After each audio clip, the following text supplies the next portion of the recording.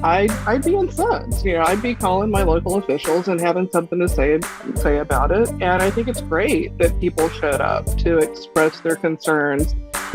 Which side are you on? Which side are you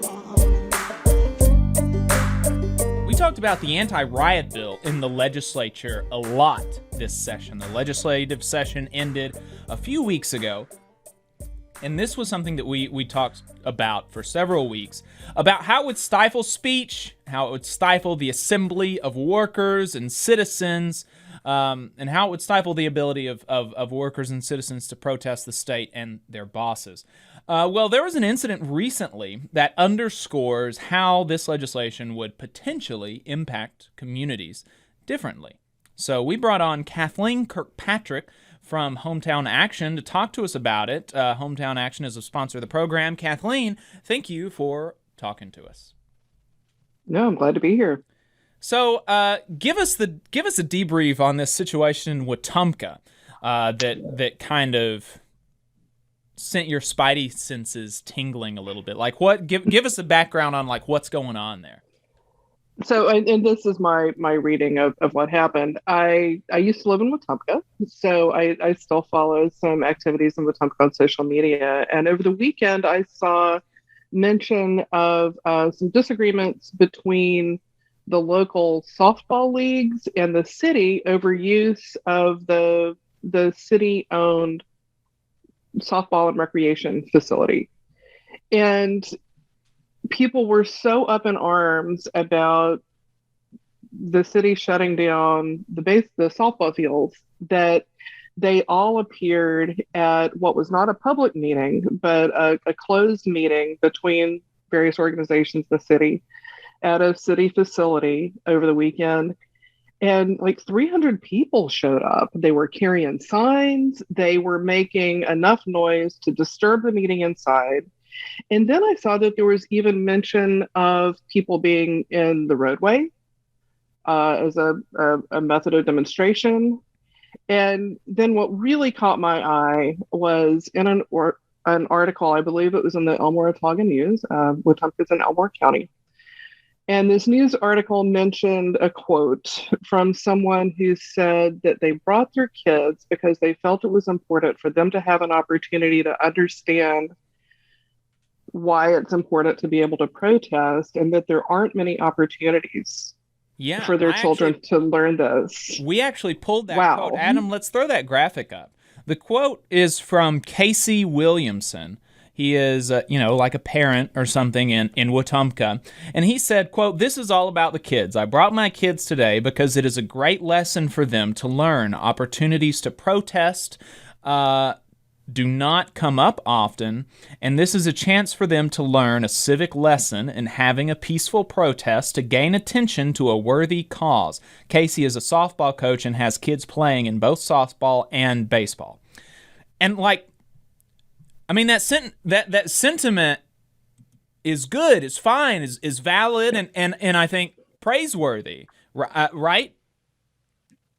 Yeah, that's great. People are exercising their right to assemble. They're showing up to protest about things that they feel strongly about.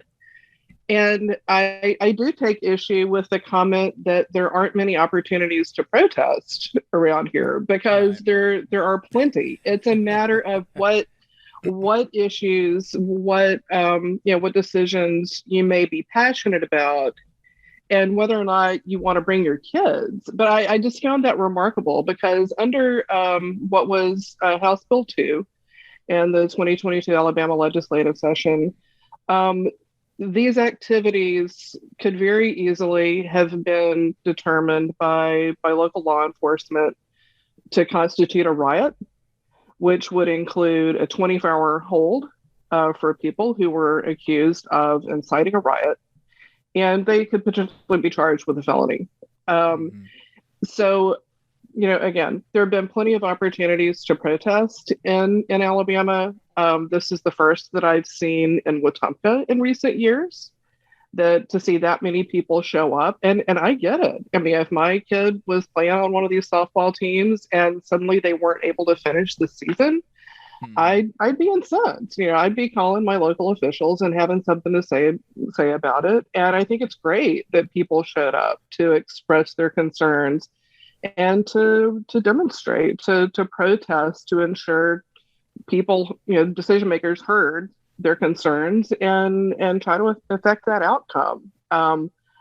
They probably, a lot of the folks that showed up probably aren't even aware of this legislation that's been floating around many states in the country. It's not just Alabama. There were bills this year, I think 37 states, and some of those legislatures are still in session.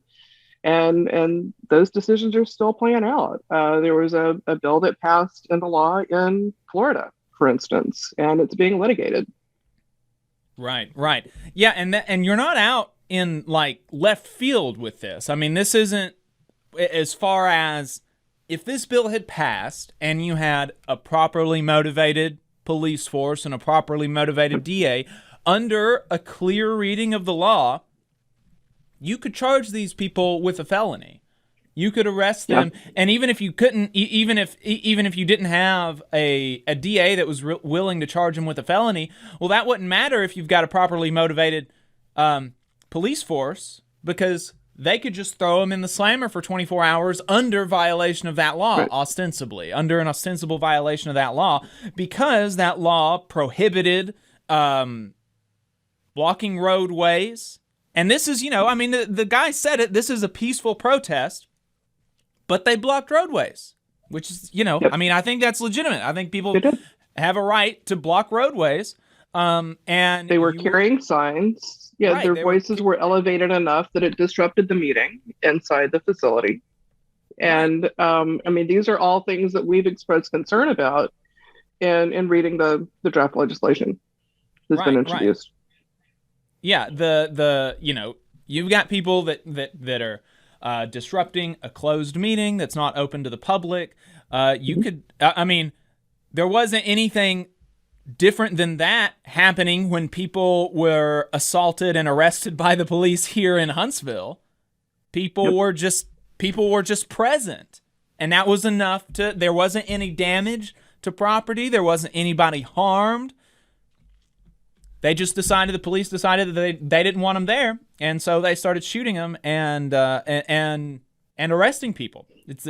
So, I do think that, and you mentioned this on Facebook, that this was either an all-white or a mostly white crowd, and I think that, I think reasonably we can say that even if the bill had passed, this particular group of people would not be affected. Probably. Yeah, I wonder how this might have been different in Wetumpka had there been more participants in this protest who are people of color. Mm-hmm. If this had been a protest about an issue in local schools or a Confederate monument, Wetumpka, Elmore County is right near the big Confederate cemetery. There are a lot of folks in the area who support those. I personally, disagree with it, with the Confederate monuments, and think a lot of those need to come down and things need to change there. But if there had been more people of color participating in this protest, I really do wonder if it would have been considered as peaceful as most people perceived. Right. Would people potentially have been arrested for stepping in the roadway? Would they have brought their children to participate in a demonstration in a peaceful protest? It's really, the activities that they were doing, protesting a decision about softball fields was very similar to what's been happening up in Etowah County with protests over an environmental issue in the Coosa River. Up in the Gadsden area, there have been several protests over environmental issues. But I think of a lot of protests about everything from Confederate monuments to issues in local schools, any number of situations. Obviously there were protests in Montgomery this year that have made a lot of news. advocating against passing the anti-trans bills, which ultimately did pass. I think there will continue to be protests about these hot topic subjects, and we're in a midterm election year. Right, and the bottom line is that these people deserve to have the right to protest without fear of violence and retribution and retaliation from the cops, from the state, and so do black folks, so do people protesting environmental issues, so do people protesting on behalf of LGBTQ folks, so do people protesting against racism in our criminal justice system and in society at large. So do people protesting their workplace. And so many of these, so many people in those situations, they don't have that luxury, and they are harassed and they are retaliated against. And this law would have been would have been one more tool in the state's toolbox and in the boss's toolbox to retaliate against people who don't like what they're doing. Yeah, and I think it should be safe to bring your kids, to let them at least observe and potentially participate in, if not civil disobedience, at least protests and speaking their mind. I mean, this is a key piece of civic engagement. When we look back at the history of protest and demonstration in Alabama, a big one for me is the Voting Rights March from Selma to Montgomery. There were kids who participated in that march, and some of them are still with us today. And their stories are so powerful about how it really affected their lives and their educations as young people. I mean, think about the Children's March in Birmingham. So, I mean, it was really that comment about, having a place to bring my kids and learn about protest and civic engagement that really grabbed me. Mm-hmm. Right.